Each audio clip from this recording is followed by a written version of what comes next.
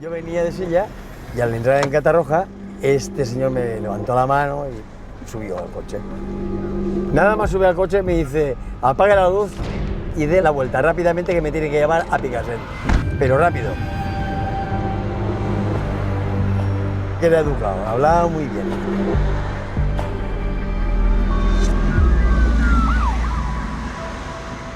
Cuando salgo de trabajar, que salgo a las 9:30, llego a mi casa y entonces me veo allí mucho guardia civil y no me dejaban pasar a mi casa y claro, tuve que identificarme. Yo vivía en la 3 y ellos en la 4. No quiero dar la cara, tengo hijos y me da un poco de miedo. Cuando yo subí, yo solo vi a la madre, después vi a Enrique. La Kelly se veía alterada, ella estaba muy atacada, sí se le notaba. Y entonces yo cuando di la vuelta de la iglesia un poquito más hacia adelante, apreté el aparato y dime, 270. Le digo, oye Central, que me voy a ir con un cliente a Picassent. Eso a él le siento mal, porque después, y que ya corté la comunicación con Central, dice, ¿pero para qué llamas a la Central? Se molestó mucho. Y yo digo, bueno, pero es que es costumbre de noche. Cuando salimos de la ciudad, hablar con la Central.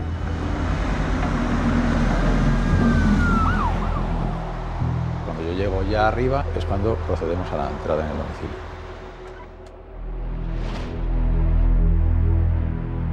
Había excrementos de perros, los muebles deteriorados, con mucha suciedad por el suelo.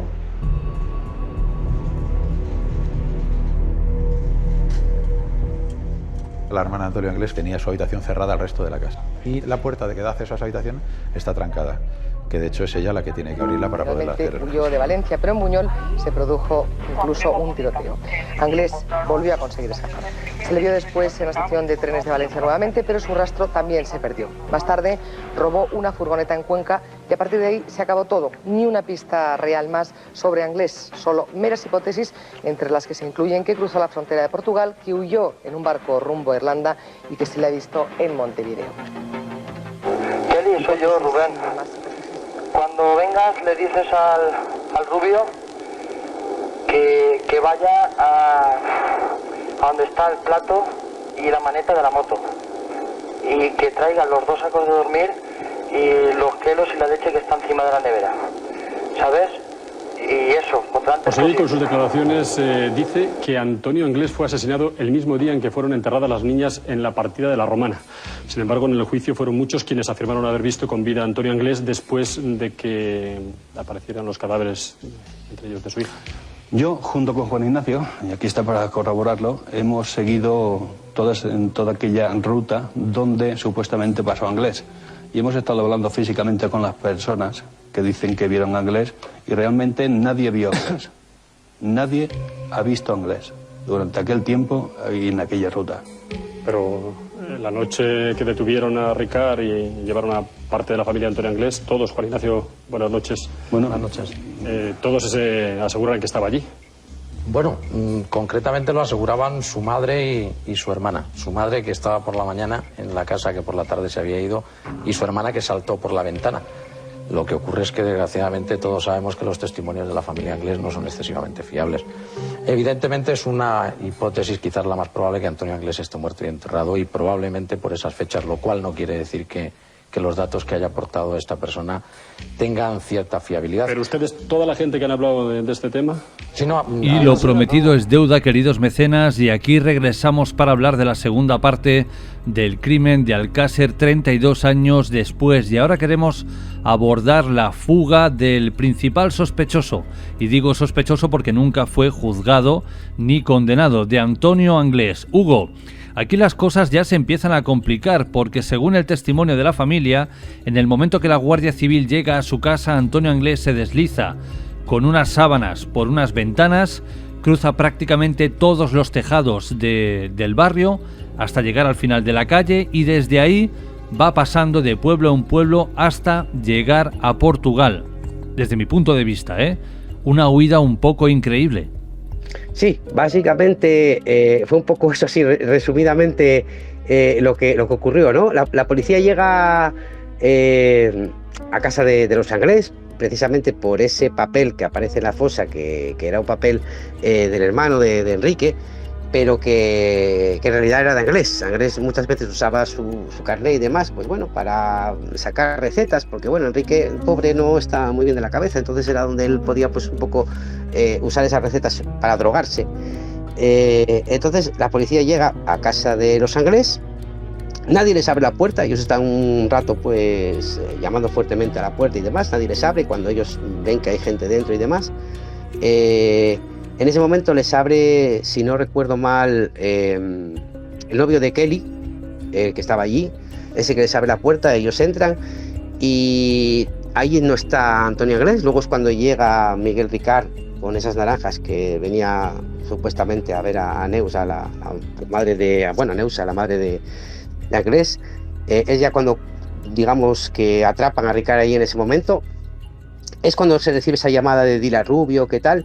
Y lo que cuenta que sucede en ese momento, cómo escapa Antonio Anglés, es que él se encierra cierra la puerta como una especie de madera en la puerta para que la policía no pueda entrar, y él entonces se descuelga de la terraza, salta como a una segunda planta, o bueno, salta como 2 pisos hacia abajo, pero además no salta hacia abajo exactamente, salta como en una diagonal que dicen que es totalmente imposible. De hecho, no hace mucho había un guardia civil que era de los que estaban abajo pues custodiando un poco el edificio, las inmediaciones, que decía que era imposible, que si se hubiese descolgado por ahí tenía que haberle casi caído encima. Entonces es ahí un poco donde empieza esa huida, ¿no? Él se tira por ese balcón, desaparece, es donde supuestamente hace esa llamada desde una cabina para, bueno, pues decirle que el Ricard que le lleve la maneta de la moto, donde está la maneta de la moto, los cereales y demás, y ahí es un poco donde ya se pierde un poco la pista de Antonio Anglés. Hay gente que lo ve, por ejemplo, en lo que hablábamos, ¿no? En la peluquería esa de Valencia tan famosa y demás, que ellos sí que lo reconocen, y yo sí que creo esa declaración, porque en ese momento, digamos que era el fugitivo número 1, la cara de Anglés estaba en todos los sitios, y yo creo que eso es fácil de reconocer. Otra cosa es lo que recordemos, cuando recordamos algo, pero bueno, yo creo que si hay varios testigos en la peluquería, porque si fuese un solo empleado puedo decir, bueno, quizás se haya equivocado, pero si había varias empleadas y el jefe y todos, y dicen, oye, pues sí, era él, entonces yo creo que sí, que efectivamente era él. Luego, lo que te decía, intenta hospedarse en un hostal de Valencia. Intenta también adquirir un coche a unos... Había como una, digamos, como una pequeña barriada chabolista de etnia gitana cerca de una estación, que dicen que además ya conocían a Anglés de haber pasado por ahí en otras ocasiones, a los que intenta comprar un coche. Llega la policía y él huye, se refugia en un chalet en el que aparecen unas fotos de carné y manchas de sangre. Esto también hizo mucho crecer la teoría de la conspiración, de decir, bueno, pues, ¿cómo puede ser que se hospede en un chalet el que rompe una ventana, bueno, una especie de pequeña ventanita para entrar de una puerta? ¿Cómo es que se refugia aquí y deja allí pues todo, ¿no? Las fotos, que el aspecto que tiene ahora y demás. Hombre, no sabemos muy bien lo que pasó. Probablemente a lo mejor vamos a ponernos un poco, hablando de casualidades y demás, que esté refugiado allí, de repente vea pasar un coche de la Guardia Civil, me entre el pánico, que no sepan que estoy allí, echa a correr y me olvide de fotos y de sangre y de todo. Él después es cuando se esconde también en los bajos de un camión. De alguna manera llega a Madrid, y ahí dicen que llega a Portugal, que él fue a Portugal porque él, como sabía hablar portugués perfectamente, que él llega a Portugal, y que una vez ahí es donde se monta en ese barco, en el sitio Plymouth, rumbo a Irlanda, y que en algún punto se tira por la borla cuando lo descubren como polizón, y ahí se pierde la pista de Antonio Anglés. Ahí dicen que bueno, pues que gente que piensa que sigue en Portugal, gente que piensa que llegó a Irlanda, gente que incluso piensa que llegó a Irlanda y de allí viajó a Brasil y ahora está escondido en Brasil. Yo, como te decía, yo creo que está muerto, yo creo que murió, no sé si lo asesinaron, probablemente lo hayan asesinado, pero yo creo que está muerto. Yo creo que Antonio Anglés no huyó a ningún sitio. Es un poco así el resumen de la huida, ¿no? Y es lo que se sabe hoy de Anglés, que lo último que se sabe, que salta de un barco, supuestamente el sitio Plymouth, cerca de las costas de Irlanda, y además después cuenta también Félix Ríos que hubo una especie de crímenes, como de un asesino en serie en Irlanda, al poco tiempo después, pero que no tenía nada que ver con Anglés. De hecho, que la policía de Irlanda más o menos tenía identificado quién era aquel individuo y demás, y no tenía nada que ver con Anglés. Lo del sitio Plymouth, de alguna forma, esa incógnita se resolvió con el testimonio de una persona que no iba en el barco, que estaba en el puerto y que aseguró que vio a una persona deslizarse también. Este hombre es como una especie de mono, se va deslizando por los sitios. Y se deslizó por un lado del barco hasta llegar a puerto. Esto antes de que el barco mismo pudiera atracar y bajara la tripulación. Y aquí, Hugo, en esta historia también, al igual que en la primera parte, en la que hemos hablado de las incongruencias del caso Alcácer, también encontramos cosas que no encajan, porque la propia Guardia Civil no se pone de acuerdo. Unos dicen que sí que que sí que lo vieron bajar por la ventana, pero otros dicen que no lo vieron bajar por aquella dichosa ventana. No, y que incluso Anglés no estaba allí. Incluso entre la familia, por ejemplo, ya te digo que tampoco es muy creíble la familia Anglés. Entre la propia familia Anglés había gente que decía que sí, que estaba allí en aquella casa, los había que decían que no. Luego también decían que no reconocían la voz de esa llamada como que era la de Antonio Anglés, aunque otros testigos que sí conocían a Anglés dijeron que sí, que efectivamente era su voz. Y además, si te fijas, además, si vamos a hacer caso a no sé qué parte de un poco más de veracidad puede ser la gente que la relacionó la voz con Anglés, que no fuese la familia. Si ya para mí la familia le quitamos toda la credibilidad y los otros conocidos de Anglés identifican la voz como la de él, para hacer ese salto mortal, salir corriendo y demás y llamar desde una cabina, hombre, son una voz bastante tranquila. Fíjate la desfachatez, que yo creo que fue Mauri quien llegó a decir en Crónicas Marcianas que no sabía quién era, que creía que esa llamada que igual que la había hecho hasta él. Hombre, yo como te decía, lo del salto por la ventana no me parece que ha ocurrido. Yo creo que Anglés no estaba allí, y de hecho lo que te comentaba, que cuando llegó allí la Guardia Civil, digamos que acordonó la zona, que es un poco lo que no cuadra con el comportamiento de Ricard, ¿no? Que si había visto que había coches allí de la Guardia Civil, ¿por qué coge y sube a casa de Antonio Anglés, ¿no? Si estaba implicado en el crimen de Alcácer o lo podían buscar por algo, pues oye, lo mejor es coger, sigues de largo y ya está, no pasa nada. Nadie te vio, no vas en un coche que de repente se ve que te das a la fuga, sigues caminando tranquilamente por la acera, te vas y ya está. Es un poco también lo que llama un poco la atención de por qué Ricard se fue a meter en la boca del lobo, ¿no? Donde estaba toda la policía. Él decía que precisamente lo había hecho porque no tenía nada que ocultar ni nada que temer. Pero efectivamente yo creo que Anglés no estaba en casa en aquel momento, probablemente estuviese ya en Alborache, refugiado. Fue desde allí, desde alguna cabina donde hizo la llamada, y él no sabía nada de esto. Y luego la fuga, yo ya te digo que puedo decirte un poco, pues mira, oye, pues sí, que se escondió de los bajos de un camión, lo vieron en un bar que se bajaba, iba con un mono, les hizo así como un ademán además despectivo, luego secuestra a este hombre con la furgoneta, lo deja libre, luego se roba una Opel-Corsa que abandona una Opel-Corsa creo que era porque se había acabado la gasolina y demás. A ver, lo tengo un poco como en la memoria un poco deslavazado, porque yo esa parte no me creo nada. Yo creo que Antonio Anglés, como lo que te decía, está muerto. No me creo nada de la fuga. Lo único que me creo es que estuvo en Alborache en aquel momento, en aquellos días. Pero yo luego, toda esta gente que lo vio y demás, yo para mí es todo un montaje, o si no fue un montaje, es un poco lo que hablamos, ¿no? Cuando desaparecieron las niñas de Alcácer, cuánta gente llamó, que viéndolas, creo que además incluso fue en Granada cuando se montó aquel autobús para que fuesen las familias, y mucha gente del pueblo fue a Granada en autobús a buscar a las niñas porque había un montón de gente que las había visto por allí, por la zona de Granada. Si quitamos la peluquería, que a ello sí le doy credibilidad, yo después, para la gente que diga, oye, yo creo que he visto a Antonio Anglés, no le doy ninguna. Anglés, ya digo, yo creo para mí que está muerto, y la fuga fue todo un poco una película, entre comillas, ¿no? De que si yo lo vi aquí, el otro lo vi allá, entonces bueno, pues un poco trazado la ruta y bueno, pues pudo haber llegado hasta aquí. Pero no creo que haya sucedido eso, Jorge.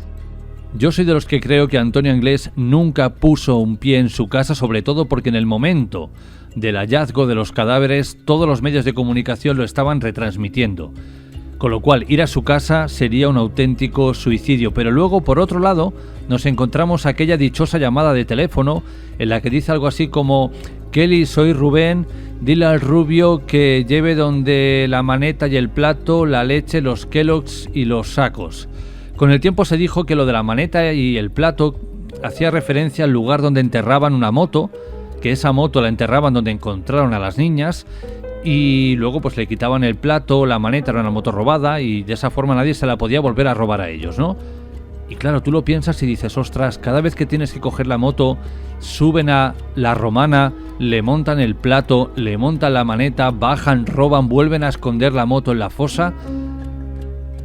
Puede ser, pero es que lo veo todo demasiado complicado. Sí, es un poco extraño, la verdad, porque además es que yo no recuerdo exactamente cómo fue la llamada. No sé si a lo mejor la puedes buscar, yo como no tengo aquí ordenador ni nada, no sé si a lo mejor lo puedes buscar. Es que yo creo que le decía que fuese, o sea, creo que la llamada le decía algo así como lo que tú me decías, ¿no? Que coja los kelos, los sacos de dormir y que vaya donde la maneta o donde está la moto, algo así. Es como si lo mandase ir precisamente a la fosa de la Romana. Además es que siempre me pareció muy extraño porque es lo que comentabas tú, ¿no? Era una moto que ellos habían robado, que la usaban precisamente para dar por ahí algunos golpes y demás en bancos, como hacían ellos, y hacer unos pequeños asaltos. Y me resulta raro eso, que la lleven a una fosa, la entierren, la saquen. Además, ojo, no sé hasta qué punto puede ser eso incluso perjudicial, ¿no? Para la moto, el tenerla enterrada en una fosa y sacarla y ponerla y demás. Es una cosa que también siempre me llamó la atención, que dicen que esa fosa ya existía, pero también hay otra cosa de Ricard que se contradice, que dice que la fosa la cava Antonio Anglés para enterrar a las niñas. Él lo que dice es que él, cuando están ahí en la caseta de la Romana, no sé si recordarás, ya te digo, tengo así más o menos el recuerdo de que él decía algo así como que estaba durmiendo, que Anglés se levantó muy pronto y fue a cavar la fosa, y fue ahí donde llevaron a las niñas a enterrarlas. Es decir, que él dice que la fosa la cavaron en ese momento para enterrar a las niñas, pero sin embargo, según cuentan, no, esa fosa era donde enterraban lo que hablabas, ¿no? Donde enterraban esa moto que ellos habían robado para dar aquellos pequeños atracos. Y si no recuerdo mal, es que él le manda ir allí, pero ya te digo que ahí estoy un poco hablando de memoria, Jorge, no me acuerdo cómo eran las palabras exactamente de la llamada, pero sé que le decía eso, que cogiese los sacos de dormir, y creo que decía que fuese donde la maneta de la moto o algo así. Tengo aquí delante el texto y dice: Kelly, soy Rubén, dile al rubio que vaya donde la maneta y el plato y que traiga los Kellogg's, la leche y los sacos de dormir, ¿vale? Venga, adiós. Y cuelga. Claro, si esto encaja con lo que estamos diciendo, claro, le está diciendo Antonio Anglés a Kelly: oye, dile a Miguel Ricard que se vaya a la caseta de la Romana, pero ese en aquel momento era el lugar más vigilado de España. Claro, sí, es que ellos tenían que... Si Antonio Anglés, de verdad, lo que tú me decías, se está fugando o saltó desde aquella ventana, que ya te digo que no... Yo te digo que no fuese un salto posible, lo que tú me decías. Yo te digo que creo que había un guardia civil por aquella zona que dijo que vamos, que si hubiese estado ahí, que vamos, tenía que haber caído encima de él y tenía que haberlo visto. Pero bueno, es un poco extraño que si ellos se escapan, porque incluso hay quien dice que si ellos eran confidentes de la policía, entonces ellos escapan porque descubrieron los cadáveres de las niñas, que en aquel momento ya se sabía también, que es lo raro que hace Ricard, ¿no? El subir a casa, ¿no? Pero si en ese momento ellos sabían que ya se habían descubierto los cadáveres de las niñas, él escapa por eso, y lo que tú me decías, ¿no? Le manda a Ricard ir a la Romana, que es un poco extraño todo, ¿no? Es un poco muy raro, muy rocambolesco. Era lo que te decía, que si no recordaba mal, la llamada era así, ¿no? Que vaya donde la maneta de la moto, de donde enterraba la moto. Donde enterraba la moto supuestamente era en la fosa de la Romana. Entonces, es como si lo mandase ir allí, ¿no? A la escena del crimen. Es una llamada un poco extraña. Yo creo que sí que era Anglés, porque ya te digo que yo de los Anglés no me fío de absolutamente nada. Yo sí que creo que era una llamada de Antonio, pero una llamada de Antonio como de alguien que no sabe muy bien lo que está pasando, ¿no? Que simplemente llama a casa y decir: oye, Kelly, que cuando venga el rubio, Ricardo, tal, oye, que coja esto y que venga hacia aquí. Yo creo que él estaba en Alborache, se iba a ir a la Romana por lo que sea, y luego ahí desaparece. Yo, para mí, ya casi ahí es donde podemos decir que perdemos un poco la pista de Anglés, aunque luego después lo que hablábamos, ¿no? Lo hayan visto y demás. Yo creo que ahí es un poco donde se pierde la pista de Anglés. Esa persona extraña que va con él a la peluquería, que lo está acompañando, diciendo: oye, que nos tenemos que ir ya. Es decir, que cuando te dicen nos tenemos que ir, es que esa persona se va a ir contigo. ¿A dónde os vais? ¿Qué vais a hacer? Es que es un misterio, ya te digo. Un poco cuando empezábamos a hablar me decías, bueno, hay tantas cosas un poco extrañas en el caso Alcácer, y ya ves que nos pusimos a hablar un poco así de memoria y hemos sacado un montón de incongruencias de la versión oficial, que me creo, lo que te decía, que creo que hayan sido ellos, pero que hay muchos cabos sueltos en Alcácer. Y yo creo que eso es lo que precisamente hace que hoy, casi 30 2 años después estemos todavía hablando de qué pasó en realidad, ¿no? Fue además como, yo siempre digo que además fue como nuestra primera teoría de la conspiración, por lo que te decía, ¿no? Fue un caso tan mediático donde salieron las autopsias, detalles del crimen y demás, que cada uno un poco se hizo pues su teoría de lo que pudo pasar.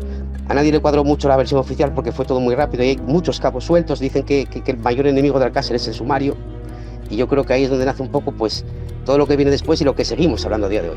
Y fíjate, Hugo, que aquí, rebuscando un poco en la hemeroteca, me encuentro con una publicación del año 2018 en la que esta señora que vivía en esa estación asegura que Antonio Anglés estuvo allí con ellos, que le dijo que se había escapado de la cárcel y por eso lo buscaban y que no quería volver, que le dio 10.000 pesetas para que llamara a su hermano y le dijera que, bueno, oye, que Rubén está aquí y quiere hablar contigo, y esto quiere decir que los hermanos ya conocían el seudónimo de Rubén, pero que ella no se fiaba, llamó a la policía le dijo no es Rubén, es Antonio Anglés, y cuando volvió, Antonio Anglés ya se estaba marchando y además había intentado secuestrar a su hija pequeña. Es que volvemos un poco lo mismo a los hechos incongruentes, ¿no? Esto que me estás contando era lo que te decía de que esas 10.000 pesetas, lo que después dicen otros testigos de ese mismo poblado gitano es que él las dio para comprar un coche. Hasta donde yo también sé, para comprar un coche, pero como esa señora no se fiaba mucho, lo que tú me decías de Anglés, creo que mandó a una hija o un hijo, algo así, a avisar a la Guardia Civil, y cuando vino hay gente que dice lo que tú me decías, ¿no? Que se intentó secuestrar al bebé y escapar con él. Hay gente que dice que ni siquiera apareció, que lo que más o menos le habían dicho era, vale, yo te consigo el coche, vente aquí a las 5 de la tarde, y que a las 5 de la tarde por ahí no apareció nadie, que dicen que probablemente a lo mejor estuviese vigilando y cuando vio algo sospechoso escapó. Pero además es que en aquel momento, cuando avisaron a la Guardia Civil, si no recuerdo mal, estuvieron persiguiéndolo incluso con perros y todo, y no apareció, no dio ningún tipo de señal. Y a estas personas sí que me da un cierto grado de credibilidad, porque al parecer ellos sí que conocían más o menos a Anglés, los habían visto por ahí a veces a Ricard y a él, sobre todo debía ser cuando subían a Alborache y a la Romana a refugiarse, cuando se estaba un poco así de fugitivos y demás, porque ellos sí que recordaban de que los habían visto a veces, que los saludaban, incluso que se estuvieron allí calentando juntos. Luego también tenemos que recordar también el episodio, que no recuerdo ahora mismo el nombre de aquel testigo. No sé si te suena aquella historia de Ricard cuando estuvo en la cárcel, conoció a un compañero de celda que estuvo allí viviendo unos días con él y que de repente llegó ahí Anglés y una noche después o dos alguien le apuntó con un arma, intentaron robarle y demás, que él piensa que fue un montaje entre Anglés y Ricard. Sí que le di cierta credibilidad a aquel poblado gitano, porque sí que decían que sí que conocían a Antonio Anglés y Ricard de pasar allí temporadas, bueno, pues de verse por allí, por los alrededores y demás. Pero es que ya te digo, también esa historia es muy rara, porque es lo que me decías, uno dice que les da 10.000 pesetas, otro que llamen al hermano, otro que era para comprar un coche, sí que dicen que llaman a la Guardia Civil, pero luego él allí no se presenta, otros que si intenta escapar secuestrando un bebé. Hay tantas cosas, ya te digo, extrañas en la fuga de Anglés que sería un poco casi enumerarlas todas, es un poco hasta perderse, porque además como fue una fuga prácticamente tan rápido y además más o menos, si te pones a hacer un poco una cronología, le sigues entre comillas el rastro casi hasta llegar a cerca de Madrid, pero luego de Madrid a Lisboa, ¿cómo llegó a Portugal? ¿Cómo llegó a Lisboa? Ahí sí que no hay nada, cero, no se sabe qué pasó ahí, no se sabe cómo pudo llegar hasta Lisboa, simplemente directamente un día aparece allí, lo reconoce alguien también, pero nunca se sabe cómo consigue llegar casi desde Madrid hasta Lisboa. Aquí hay una mano negra por detrás. Lo que a mí más me llama, Hugo, ya vamos encarrilando a la recta final de toda esta huida de Antonio Anglés, es que todas las personas que se toparon con él, exceptuando una o dos, cuentan que la persona que tenían delante no era agresiva, que era más bien un chico retraído, tímido, no voy a decir buena persona ni mucho menos, pero que no era la imagen que habían pintado del asesino de las niñas de Alcácer.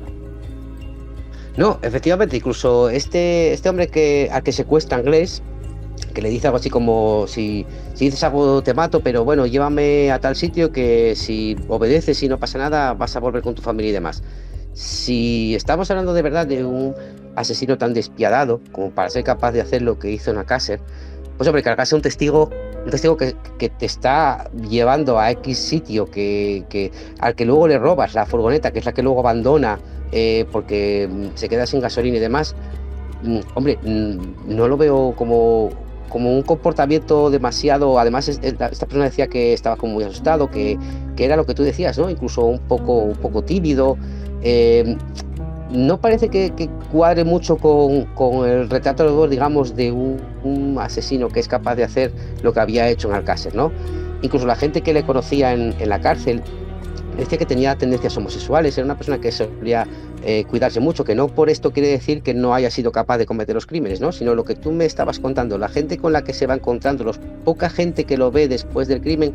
Punto número 1, no da la sensación de alguien que está huyendo, a no ser esta persona que secuestra, porque lo secuestra a punta de pistola y demás. Estoy hablando, por ejemplo, de la gente que le vio en la peluquería. No da la sensación de una persona que esté escapando, que esté huyendo, y no da la sensación tampoco de ser una persona extremadamente agresiva, ¿no? Él solamente busca salir de allí de la manera más rápida posible y sin dejar además víctimas a su paso, porque yo siempre me llamó mucho la atención ese episodio de ese hombre que secuestra, que le dice que va a volver con la familia, y cuando llegan a cierto punto pues le deja bajar del coche tranquilamente y irse a su casa, ¿no? Puedes llamar a la policía en cualquier momento y decir, bueno, pues oye, yo esta persona lo llevé aquí, incluso se lleva mi coche con matrícula tal robado, que luego abandona un poco más adelante, supuestamente porque se queda sin gasolina.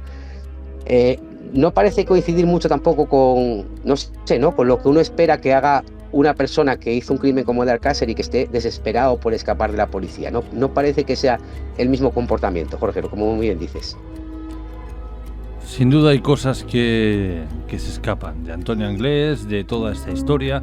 Yo tengo mi propia teoría de por qué, si realmente huyó, por qué lo hizo con tanta energía y por qué intentaba no ser atrapado, y es que Antonio Anglés venía de pues un ambiente bastante marginal, bastante delincuencial, y a los pederastas y violadores en la cárcel prácticamente en aquella época que los mataban. Yo creo que Antonio Anglés tenía un terror enorme a entrar en prisión, aunque es cierto que ya había cumplido condena por secuestrar y violar y torturar a la que era su pareja, pero era su pareja, más o menos tenían la misma edad. En este caso estamos hablando de niñas pequeñas y las habían destrozado. Yo creo que este señor tenía un miedo terrible, más que a la Guardia Civil, a sus propios compañeros de cárcel, Hugo. Yo en el caso de lo que me decías tú, por ejemplo, de Nuria Pera, que era la chica a la que tú me decías que había secuestrado y demás, ella sí que dijo que tenía como una especie de relación con Anglés, pero yo creo que no tenía ninguna. Yo creo que aquello no tiene nada que ver con Alcácer. Yo creo que aquello era simplemente un ajuste de cuentas, porque ella le debía mucho dinero de la droga, y él en un momento determinado pues lo que decide es un poco hacer un ajuste de cuentas. Sí que es verdad que la tortura, entre comillas, no torturas como las que ocurrieron en Alcácer, sí que dice que le quemaba cigarrillos, incluso tenía como un perro que la azuzaba, como que le iba a morder y demás. Yo creo que aquello fue más que nada un ajuste de cuentas, cosa que no estoy justificando ni mucho menos, digo que no corresponde una cosa con la otra, y yo creo que tú un poco me decías, ¿no? Ese miedo a huir es probablemente a que él sabía de alguna manera lo que yo te decía, que él estaba implicado. Yo creo que Anglés estuvo allí también, porque si no, al final es un poco lo que decimos a día de hoy también, ¿no? Si Anglés volviese a día de hoy a España, ¿qué hay que lo incrimine con Alcácer?